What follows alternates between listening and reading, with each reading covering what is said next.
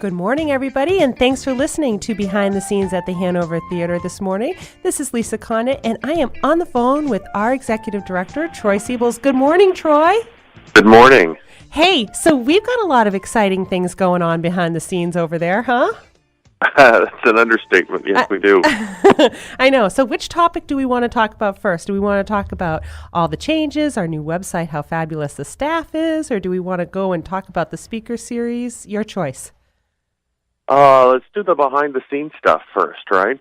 Yeah. With our changes. Yeah, it's been a big summer. Oh, and so for anybody who has gone to our website, thehanovertheatre.org, you may notice that we have a brand new look across the board for all sorts of different things. The item that really precipitated that change, though, was our new ticketing system. So do you want to talk a little bit about what led you down that road? Sure. Well, we were just finding, I think, that the system we were using before was good in a lot of ways, but just wasn't keeping pace with technology, right? So as the world moves forward, it wasn't moving forward as quickly as we thought some of the others were. And so the ability to do some things like connect to Facebook, right? So you can purchase tickets on Facebook and invite your friends to come sit with you and see the same show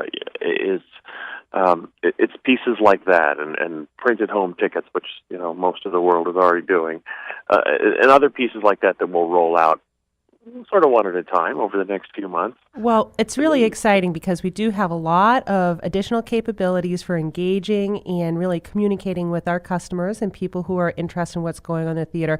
So much that I don't even think that we have fully understood or explored the true capacity for what we could do. But I agree, it's being able to roll out those promotions with Facebook so that you can actually reserve the seats next to you and you can send your friend on Facebook a message saying, hey, I'm going to, say, Leonard Skinnard, and I have reserved the 2 seats next to me, and you have the next day to go ahead and purchase those. I don't know. We're probably hoping to be able to unveil that in, what do you think, Troy, a couple of weeks? Yeah, I'd say that seems reasonable. Yeah, before our big season guide comes out and we unveil our entire season.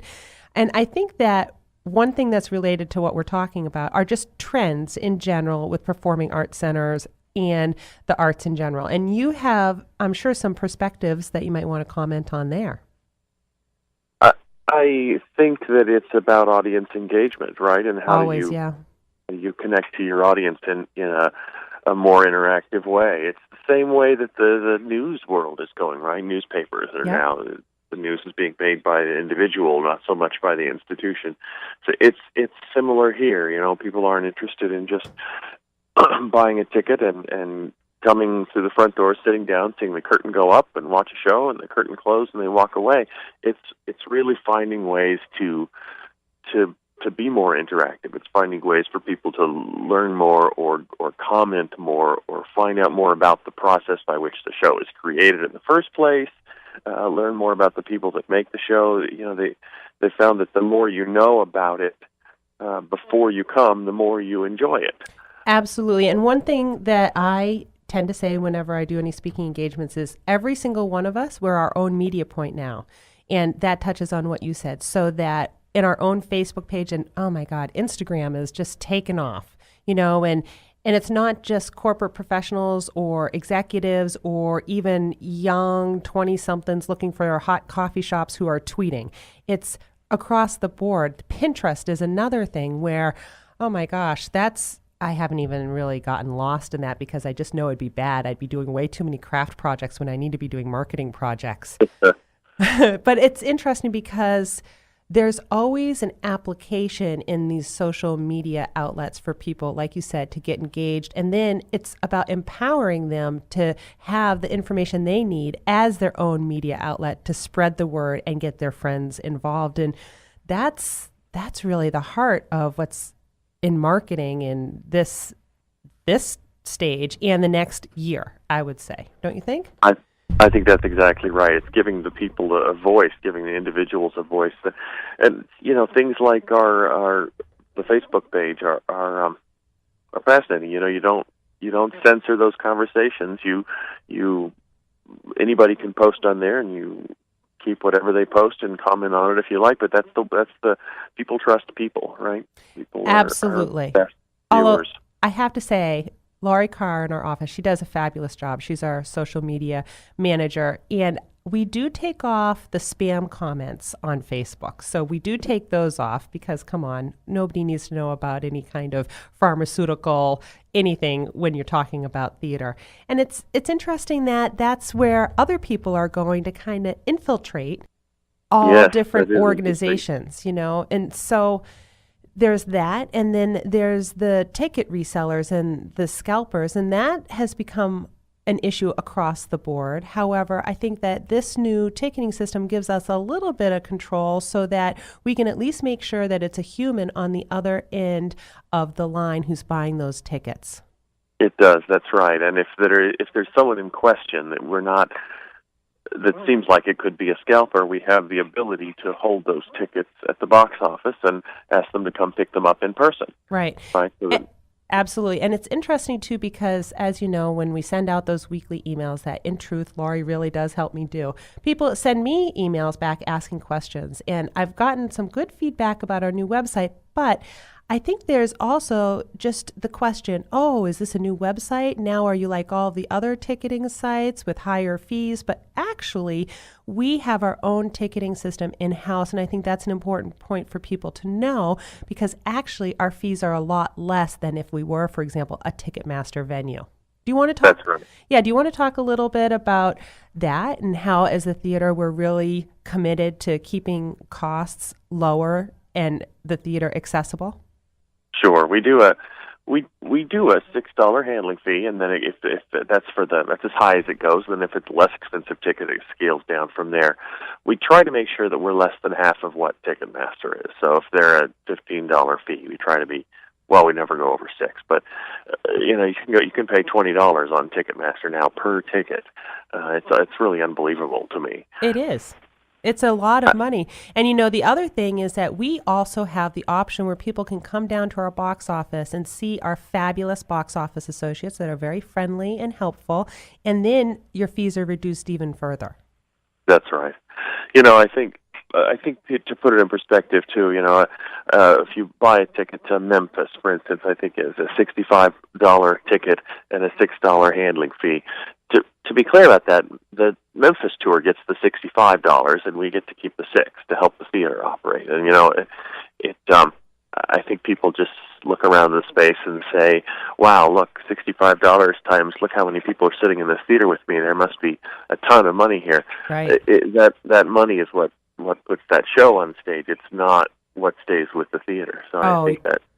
So do you remember talking about the Boston Pops? Well, maybe you and I didn't talk about it, but the same lady who was worried about our ticketing fees was interested in buying a ticket to the Boston Pops holiday concert. And of course, she was looking at the first 11 rows. And of course, those are our VIP tickets. And I think it's important for people to really realize that the ticket prices are set more from the tour perspective, and a lot of that goes back to the talent that we have coming in. That's right. That's absolutely right. Right, because I think actually, if you really look at our performances, we do have affordable tickets to almost every performance. There are just some acts that are really expensive, and for us to be able to bring them into the theater, we only have 2,300 seats, so we need to be able to split the seats by the price that we need to pay the performer. Can you just give people a little bit more of an understanding of how that works? Sure. And without getting too far into the weeds, I mean, the performance itself, like the Boston Pops, for instance, by the time with the cost of the Boston Pops and the cost of the sound that they bring with them, and most of these touring acts bring their own sound. We have a great state-of-the-art sound system in the theater. We just don't get to use it so much. We use it for a lot of the smaller shows, and we use it for our production of A Christmas Carol and our summer youth program. But at any rate, so the Pops will bring the lighting and sound that they are accustomed to and like to use. And then we'll market the show, right? We'll run ads on the WCRN and other radio stations and on the newspapers and on television. And by the time you do all of those things, your costs has in the neighborhood of $150,000 for the Boston Pops, or $160,000 for that one night. And so you take 2,300 seats and divide it by that number, and that's that where you need to be on an average ticket price if you sell out. It's hard to sell out completely, right? There's always Don't I know it? Yeah. Yeah, you need to be careful there. So, I mean, people look at it and say, how come there's no $30 tickets? And that's why, right there. It's directly related to the cost of the performance. And I think we do a good job of trying to make sure that there's affordable seating everywhere. I do too, and especially with the diversity in the programming. And A Christmas Carol is a great example. I mean, that is a full-scale production. You've done such a beautiful job. We've got great critical reviews. The acting, the set, the music, the singing, the costumes, it's all phenomenal, which reminds me, I'm getting questions about the auditions too, Troy. So I'm sure that you're going to have the auditions coming up pretty soon for A Christmas Carol. I don't know that we're ready to announce that date, but are there specific roles that you're going to be looking for this year? We're looking for the Mrs. Dilbert, is the charwoman who works at Scrooge's Chamber, and then you see us sort of featured at the end of the second act. Oh, she's great. We're looking for a vendor. We're looking for Susanna, the young woman who's sort of featured at the party at Fred and Millie's house. There's a number of them, and it's such an ensemble cast. People say, what's the role? But it's not really. It's many of the cast play multiple roles, and so we're looking for ensemble members. And of course, all the kids' roles we re-audition and cast fresh every year because the kids change so much from one December to the next. Isn't it true? I know one girl who grew like 6 inches in 6 months, and children, they're like that. They grow up. But you do such a great job, and the ensemble is such a special group of actors and singers and dancers, and you put a lot of choreography in there and a lot of movement. So it'll be a great experience to anybody who, auditions, because it is a professional audition. This is not a typical, I don't think, community theater audition. Is that fair? That's true. It's a professional show, so if you're a professional actor, it's what you're accustomed to. If you're not, then you'll learn what it means to be a professional actor, I think. Yeah. Right, and you have Scrooge returning again, Jeremy. We do. Jeremy Lawrence did the show last year. After the first 4 productions we did were headed by Dale Place as Scrooge, who's a Boston resident. He was involved in a long-running show, and we needed to find someone else last year, so we found Jeremy Lawrence, who was just the perfect Scrooge, I think. We had to go to New York to find him, and he's such a great personality. He looks like what you think Scrooge should look like, and he's curmudgeonly. He's beautifully curmudgeonly, so he's great. It's perfect. It really is. So we are all getting ready to go into our 6th full season at the Hanover Theatre, right? And we've got a lot coming up. We've got a lot of milestones, and we also have some work we need to do with our Securing the Future campaign. Do you want to give people just a little bit of information about that? Sure. As we've been fortunate enough to be really successful as a theater since we've opened in March '08, which was not the smartest time to open a new theater, economically. But despite that, it's been wonderful, and we're grateful to all the people who have come through the doors to make us successful.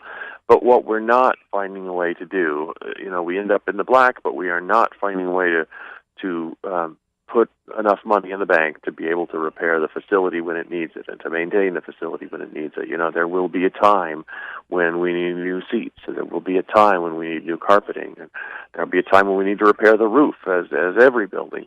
So the intent of this campaign is to secure the dollars to give us that security, to enable us to be prepared for those times. We don't want to get to the point where it's a crisis and, oh my gosh, we need to raise $500,000 now to fix the roof before we could open for next season. That's not where we want to be, and I don't think that's where anyone wants us to be. No, we're one of the top 50 theaters in the world, and we have to protect that asset. We have to keep ourselves looking like the jewel we are, right? That's absolutely right. That's right. So we launched a $5 million capital campaign. We are just on the cusp of $3 million right That's now. Awesome.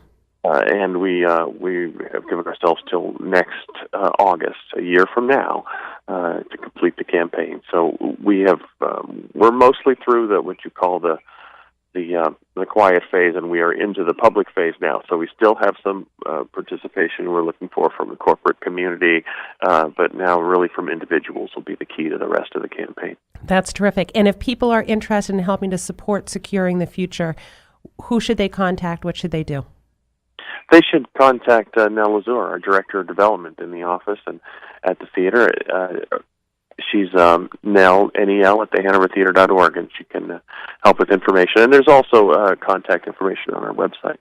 And you know, Nell has been a very busy woman because she has also, together with you, worked out a great partnership with the Telegram and Gazette and their Worcester Connects. We just this past week announced our speaker series, which is phenomenal. Okay. Do you want to talk a little bit about that? I know more details Absolutely. are coming out, but this is a really big deal. Absolutely. I was hoping we were going to talk about that. Sure, we've launched it. We've done speaker series in the past. We've really taken it up a notch this year, though. We really, I think there is a need for this, and the Telegram and Gazette saw that need as well, and so the two of us are partnering on this series, which gives us the ability to make it bigger and better. So we will kick off that series in early November with Rudy Giuliani, who's a national figure. You can't say his name without seeing recognition on everybody's face. and he's I think maybe best known for what the amazing work he did in the city of New York, right? It started as the crime capital of North America, and it became one of the safest big cities in North America. He started with downtown adult video. I mean, you name it. It was a bit of a cesspool, if I do say so. And by the time he left office, it was a shiny, gleaming visitors mecca. Really unbelievable. I don't think there's another city that's undergone a transformation like that. So to hear his philosophy and to hear his one city, one standard approach that made that happen, as we are on the cusp of really a new Worcester. I think we're into a new Worcester, and we're in a new wave of development here in Worcester. We want to emulate some of that success. Absolutely. And we also have Dr. Ben Carson, Dee Dee Myers, who I personally cannot wait to hear, and Jeffrey Canada. So we have got a speaker series where we've got 4 very dynamic, high-profile speakers. It's available as a subscription. Those subscriptions, we have early incentive pricing, but regardless, under $200 for all 4 of those speakers. We also have student subscriptions to the speaker series under $100. That is a really great value. Thank you, Troy, so much for coming today. Thank you to all of our guests. Thank you for listening. We are very excited about what's coming up, and we're going to have lots more in the weeks to come. So stay tuned, and we'll see you at the theater. Have a great day, everybody.